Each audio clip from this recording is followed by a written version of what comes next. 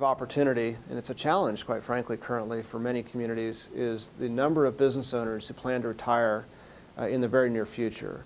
The average age of our business owners in many communities is in the upper 60s, if not 70s in some cases.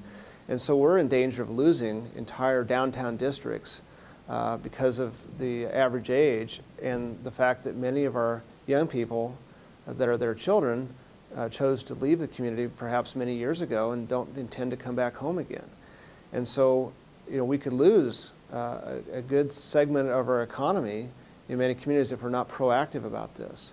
Again, the good news in all this is connecting that challenge with this opportunity that young people are interested in staying or coming back home in large percentages, but need economic opportunities to do so.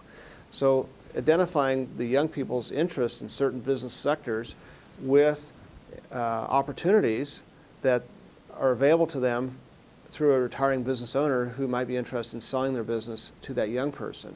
And perhaps doing that transition over a period of several years so the young person can learn the business from the current owner, have an opportunity to put kind of their own face on that business as they transition the ownership and develop relationships with the clients. And also for the seller, by selling the business perhaps through a share arrangement over a period of years, can actually reduce their tax liability as opposed to selling it in one lump sum and having all that tax occurrence in one fiscal year. So there's several opportunities around transitioning businesses to the next generation. The challenge is helping business owners be open to that idea and identifying those young people that really are interested in that as a business ownership opportunity. And then the third piece is using our, in many cases, existing economic development resources, microloan programs, access to other lending programs, assistance with business plan development, on and on, to help that young person prepare for that business opportunity. So in Ord, Nebraska, for example, several years ago, they identified that well over half their businesses plan to transition in the next 5 or 10 years. And they became proactive around that and have been successful in transitioning several of those businesses to a younger generation already.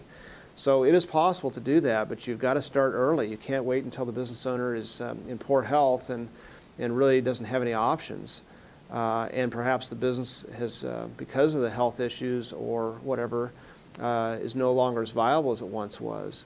And a young person and a banker looks at that and can't make it cash flow with a loan.